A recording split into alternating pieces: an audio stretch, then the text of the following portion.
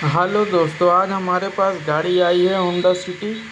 जो कि इस गाड़ी में प्रॉब्लम है कि ये गाड़ी हीट हो जाती है और गाड़ी एक्सीलेटर नहीं काम कर रहा है। तो काफ़ी टाइम से ये गाड़ी 2-3 जगह ये गाड़ी गई, फिर भी नहीं बन पाई। तो अभी हमारे पास आई है, जो कि इस गाड़ी में इसका ईसीएम सेट लगा के भी किसी ने देख चुका है। जैसा कि आप देख सकते हैं, ये सारी गाड़ी खुली पड़ी हुई है। तो काफ़ी कुछ इसमें चेक हो चुका है। तो अभी ये रेडिएटर है, जो कि इसका 2 रेडिएटर भी हीटिंग के कारण फट गया है। तो इस गाड़ी में काफ़ी कुछ चेक हो चुका है कि जैसा कि इसका ईसीएम 1-2 ईसीएम भी चेंज हो गए हैं और ईसीएम सेट भी इसमें डल गया है। फिर भी इसका प्रॉब्लम नहीं सॉर्ट आउट हुआ है। तो अभी यही प्रॉब्लम को हम देखते हुए इसमें काम करेंगे। तो जैसा कि आप देख सकते हैं, इस गाड़ी में चेक इंजन की लाइट आ रही है और गाड़ी स्टार्ट है और एक्सीलेटर नहीं ले रही है और गाड़ी हीट हो जाती है। तो यही प्रॉब्लम इस गाड़ी में है। तो अभी हम इसे चेक करते हैं और देखते हैं क्या प्रॉब्लम इसमें निकल के आती है। तो ये गाड़ी काफ़ी टाइम से फंसी हुई है, तो अभी मेरे पास आई है, तो हम इसे चेक करते हैं। तो पहले हम करते हैं इसे स्कैन और देखते हैं इसमें क्या डीटीसी आ रहा है। तो जैसा कि आप देख सकते हैं, इसमें काफ़ी डीटीसी हैं। जैसे कि आप देख सकते हैं, टीपी सेंसर से सेंसर रेफरेंस वोल्टेज का कोड आ रहा है। तो कोड को हम करते हैं क्लियर, उसके बाद दोबारा से रीड करके देखते हैं। तो जैसा कि आपने देखा, तो हमने कोड को क्लियर किया, फिर भी ये कोड क्लियर नहीं हुए डीटीसी और गाड़ी की प्रॉब्लम सेम है। तो अभी हमने इसका बम्पर इसलिए खोला था, तो जो कि इसके हाई प्रेशर एसी की प्रेशर और जो सेंसर होता है, इसमें पानी चला गया था, जिस वजह से ये सेंसर शॉर्ट कर रहा था। जो सेंसर रेफरेंस वोल्टेज का कोड आ रहा था काफ़ी सारा। तो हमने ये सेंसर का जब वायर निकाल के क्लियर करते हैं और देखते हैं क्या हमारा प्रॉब्लम सॉल्व होता है कि नहीं, जो डीटीसी बन रही थी वो क्लियर होती है या फिर नहीं। तो जैसा कि आप देख सकते हैं, इसमें अभी सारी डीटीसी क्लियर हो गए हैं, नो डीटीसी आ रहा है। तो अभी गाड़ी को हम करते हैं स्टार्ट। तो जैसा कि आप देख सकते हैं, गाड़ी हमारी स्टार्ट हो गई है। अभी हम एक्सीलेटर देते हैं। तो जैसा कि आप देख सकते हैं, ये गाड़ी 1 टाइम एक्सीलेटर ली, उसके बाद चेक इंजन की लाइट आ गई, उसके बाद वापस से फिर से वही प्रॉब्लम आ गई है और गाड़ी एक्सीलेटर लेना छोड़ दी। तो अभी हम दोबारा से रीड करेंगे तो देखेंगे। तो जैसा कि आप देख सकते हैं, इसमें P16 59 कोड आ रहा है, ETC कंट्रोल रिले ऑफ का। तो दोबारा से हम इसे क्लियर करके उसके बाद फिर से चेक करेंगे क्या डीटीसी ये अब क्लियर होता है कि नहीं। तो जैसा कि आप देख सकते हैं, ये डीटीसी अभी नहीं क्लियर हो रहा है। तो अभी हम इसके रिले को चेक करेंगे और देखेंगे कि इसमें इसके रिले से क्या प्रॉब्लम हो रहा है, जिस वजह से ये गाड़ी एक्सीलेटर लेना छोड़ दे रही है।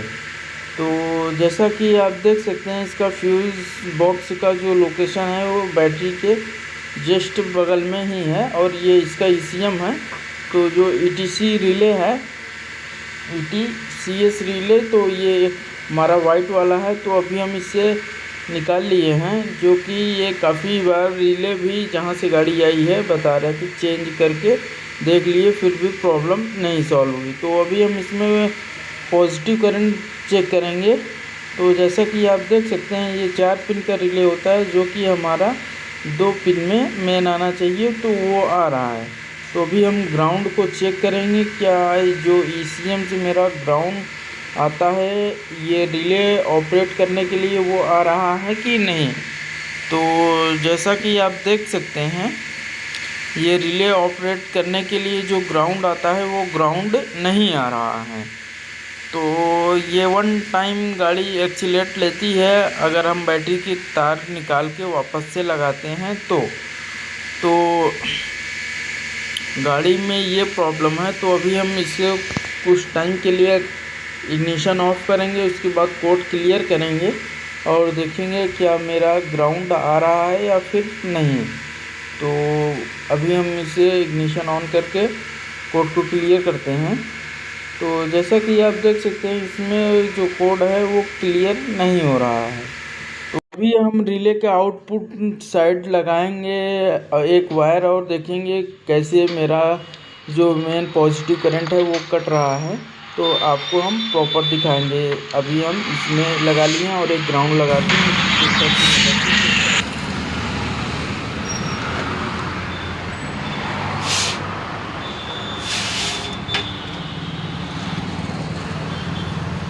चाबी काट यान करो।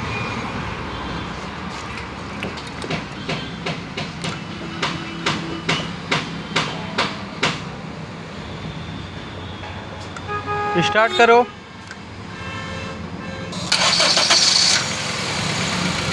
रेस करो। छोड़ो। बंद करो। ऑन करो। स्टार्ट करो। रेस करो।